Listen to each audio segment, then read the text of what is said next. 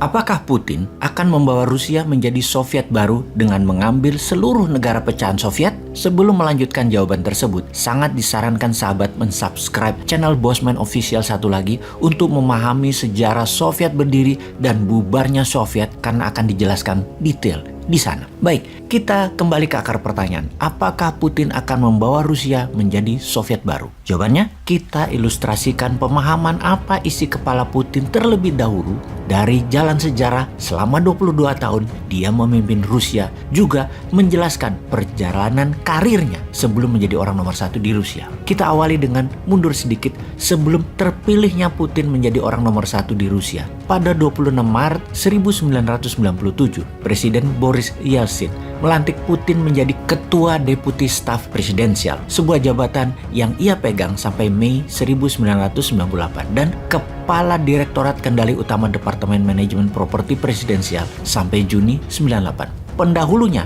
pada jabatan tersebut adalah Alexei Kudrin dan penggantinya adalah Nikolai Patrushev. Keduanya adalah politikus berpengaruh pada masa depan dan orang-orang Putin saat ini. Pada tanggal 25 Juli 1998, Yeltsin menunjuk Putin sebagai direktur dari Dinas Keamanan Federal atau FSB, Badan Intelijen dan Keamanan Utama Federasi Rusia, dan sebagai penerus KGB. Baik sahabat, informasi ini adalah kata kunci penting, direktur FSB.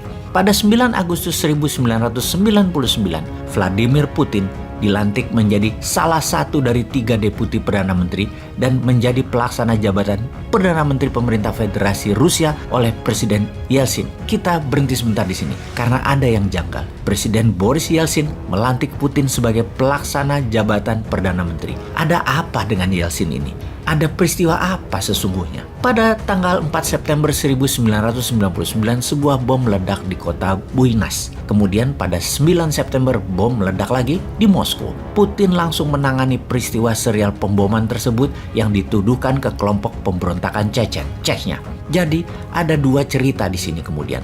Kita kupas dulu jabatan politik Putin, baru cerita serial pemboman tersebut. Pada 31 Desember 1999, Yeltsin secara tiba-tiba mengundurkan diri dan berdasarkan konstitusi Rusia, Putin menjadi pelaksana jabatan Presiden Federasi Rusia. Dekret presidensial pertama yang Putin tanda tangani pada tanggal 31 Desember 1999 tersebut diberi judul Atas Jaminan untuk Mantan Presiden Federasi Rusia dan para anggota keluarganya. Dekret tersebut menyatakan bahwa tuduhan korupsi terhadap presiden yang baru mengundurkan diri tersebut dan kerabat-kerabatnya dipetieskan. Kemudian 12 Februari 2001, Putin menandatangani sebuah hukum federal yang sama yang mengganti Dekret 1999 kasus tuduhan Putin dalam ekspor metal di tahun 1992 yang dibuka kembali oleh Marina Salye, namun Marina dibungkam dan dipaksa meninggalkan Saint Petersburg. Ketika persiapan calon presiden Rusia di tahun 2000, di mana para persaingnya sudah bersiap untuk pemilihan pada Juni tahun 2000, pengunduran diri Yeltsin membuat pemilihan presiden dipercepat, jadi diadakan pada tanggal 26 Maret tahun 2000. Putin memenangkan putaran pertama dengan 53% suara. Selanjutnya, sejarah hingga saat ini.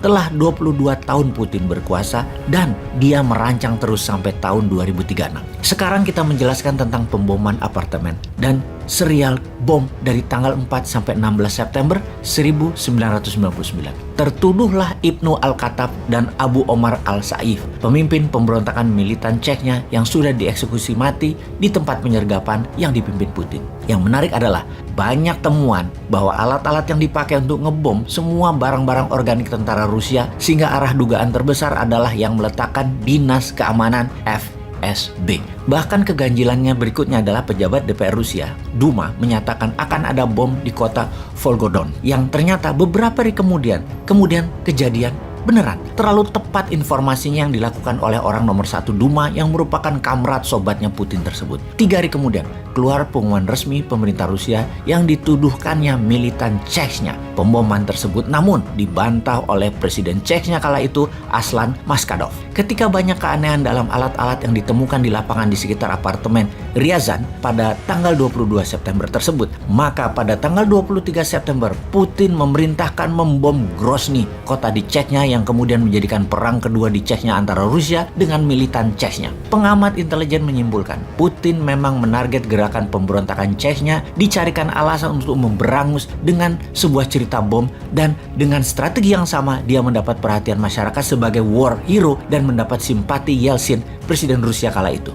Ketika pengalihan isu bukti lapangan di apartemen Ryazan dengan serangan ke Grozny, 3 agen FSB yang benar meletakkan bom ditangkap polisi. Kemudian tokoh yang melakukan penyidikan yang mencurigai bahwa FSB lah yang melakukan orkestra bom ini yang menjadikan Putin ketampuk kekuasaan, yaitu 2 pejabat penyidik, Yushchenko dan Yuri Sekoshikin, terbunuh.